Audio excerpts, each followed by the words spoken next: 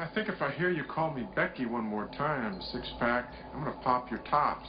All six of them. Who are you?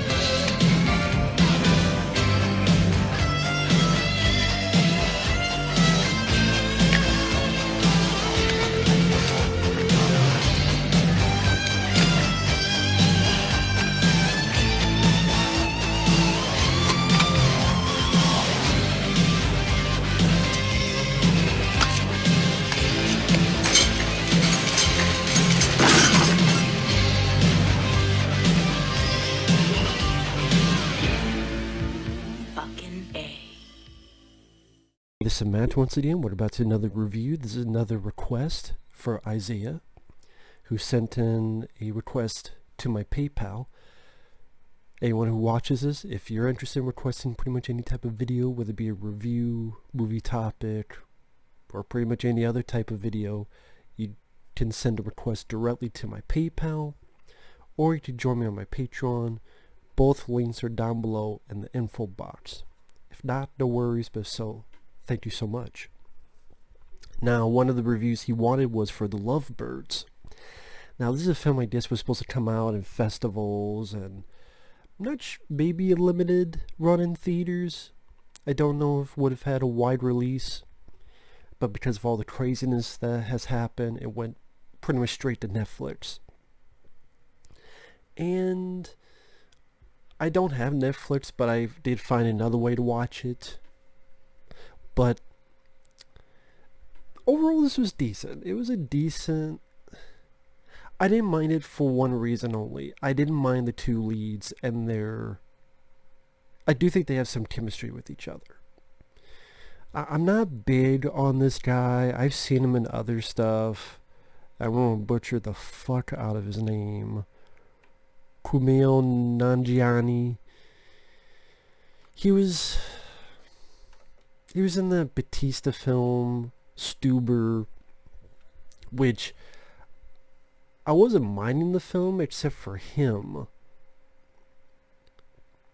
I thought was one of the weaker parts of that movie, actually. And he was in Fist Fight, he was in... Oh god, he was the voice of that character in Men in Black International. I knew that sounded familiar. I'm just not big on this guy, but I thought this is one of his better jobs. And him and his relationship with Issa, I do think they had some genuine chemistry. At Issa, at times I thought she was rather likable.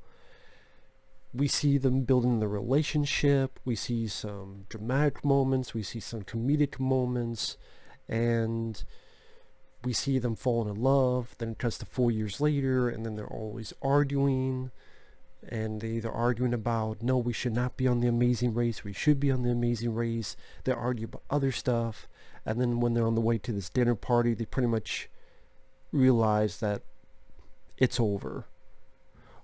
One person thinks the other is shallow, the other thinks the other person is satisfied with being a failure. So while they're on the way, they accidentally hit someone on a bike. Then someone else comes in saying they're a cop, saying I'm gonna go get his ass. But then he runs over the guy. And pretty much these characters make the worst fucking decisions every step of the way, which is one of the issues I have. I would say I have two issues with the film. One, they keep making the worst fucking decisions, where they just assume because of racial profiling which I can understand that is sadly a thing of today. But still, like, they're trying to explain to these people there who have their phones, and they can't spit out what's going on. And to me, that I didn't mind the film for what it is. I do think a film like Date Night with Steve Carell did this thing better, which that was about a couple that goes out, going to dinner, and they get mixed up with all this craziness that happens. But Date Night just came off as funnier, wittier, and that film didn't do as much of a poor job as this film, where it needed to wrangle in its two stars a bit more. There were quite a few times where these two would just ramble. And don't get me wrong, sometimes it got some smirks on me, or a chuckle here and there. But there are times where it's just, it's like they gotta stop to do a bit. It's like, okay, wait, just have a script, stick with the script, maybe ramble a little bit here and there, but just too many times we're just, okay, we get it, this is not an SNL sketch. Sometimes that's a problem with comedies, is that they think if they ramble on and on and on, that automatically makes it funny. Or they think, well, I'm rambling on, so something's gotta be funny in there. So I do think that's something that should be fixed in comedies today. What do I know? But I did not hate this film. I thought that the two leads, for the most part, worked fairly well together. I thought some of the back and forth did work fairly well.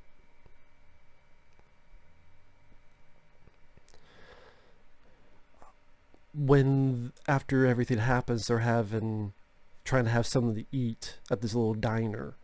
And she's like, well, what are you going to explain to him? How are you going to say it? And he's talking, and she's going, oh yeah? You see what I'm doing? I'm covering my body cam so I can beat your ass. No, you're not. You're a fucking liar. No, you're not. I'm looking at your murderous beard and your murderous brow.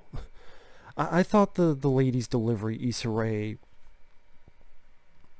she was fairly good from time to time.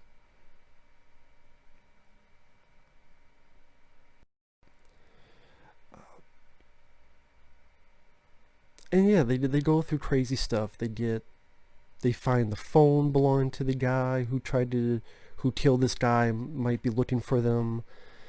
They go to this place where they're being almost tortured. One of them gets kicked by a horse. Crazy shenanigans.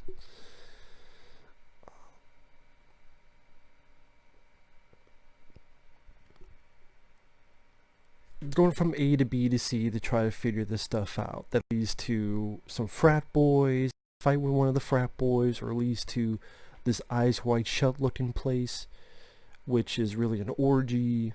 Thankfully they don't get in the middle of it. Just like, okay, they don't get in the middle, and then it's gonna be that awkward, what am I doing here? But they don't do that, thankfully. They don't go that. I thought that's where it was going, but which would have been more cliche, but so when I say I thought this was a great comedy or I loved it or anything, again, it just, the two leads and moments that they shared with each other, when they're looking at the frat boys and the guys going, oh, those fuck boys are in there, did I use that right? And she's like, no, you didn't use that right. Or when they're just in a car and they hear a song that they were fond of when they were together, and it's the song Firework. And sometimes I could be a sucker for that, with two characters that bonding with each other and they start singing the song. I don't know why I'm a sucker for that. Maybe because I think it's relatable, or I think it's maybe that is why. I do find it rather relatable, and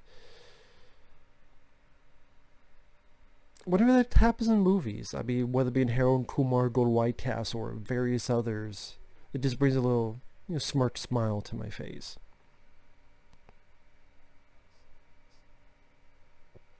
And this wasn't a tough watch at all. It's only an hour and 20 some minutes.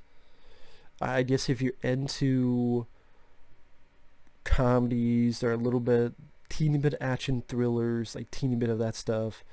If you've seen a film like Date Night with Steve Carell and you're into films like this, you do a lot worse. Like, this wasn't a chore to sit through.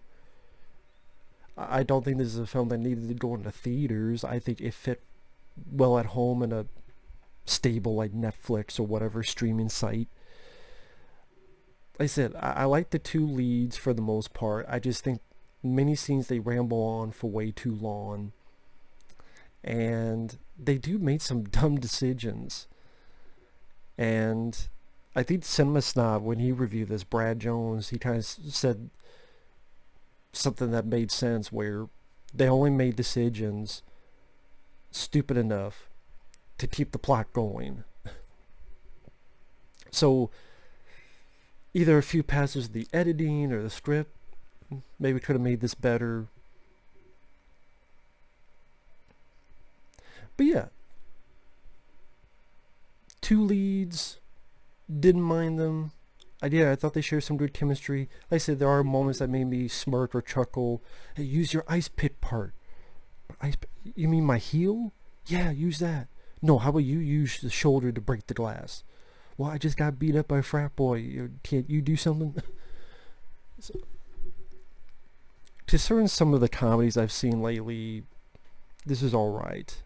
But if I would rather go watch Date Night or something to that effect. So, it was what it was. I've seen much, much worse. And at least it was smart enough to know that let this only be like an hour and 20 some minutes. Don't overstay your welcome. So I appreciated that. With that said, thanks for watching. Take care. We'll see you guys later. Bye-bye.